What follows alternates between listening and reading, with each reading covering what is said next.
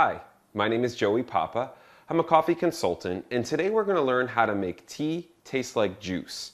Now, typically no one really drinks juice hot, so today we're going to be using some ice to make some iced tea and make it taste like juice.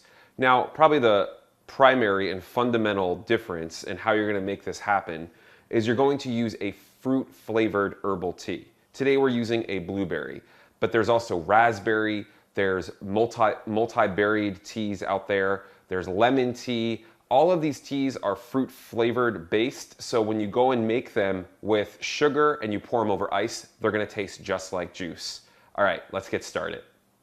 All right, so what we're going to do is you're going to take your fruit-flavored tea bags. You're going to open this up here, and we're going to take 2 of these tea bags, and the reason we're doing 2 is because we're making a tea concentrate. Put those in your teacup, and you're going to pour the water about 3/4 of the way up to the top of your teacup. And again, we're making a concentrate, so we want the beverage to be extremely strong in flavor so that when we pour it over the top of the ice, it'll blend in well and not be overpowering. While that's steeping, you're going to take a 1/2 cup of good old sugar, and you're going to add that to your teacup. The reason for the sugar, obviously, is to sweeten the beverage so that it, in the end, tastes like juice, and that's what we're going for here.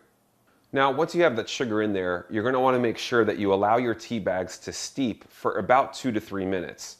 And all steeping means is you're going to let them sit in there, soak in that water, so that the tea diffuses into the beverage.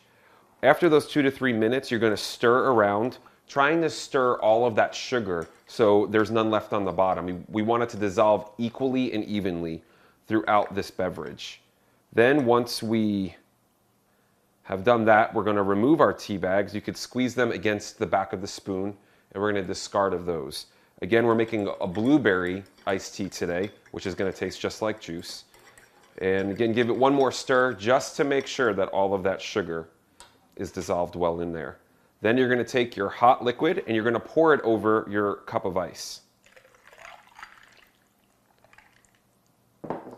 You're going to want to make sure also to take a spoon and stir that around until the beverage cools down completely. You can stick a straw in it and then serve it up.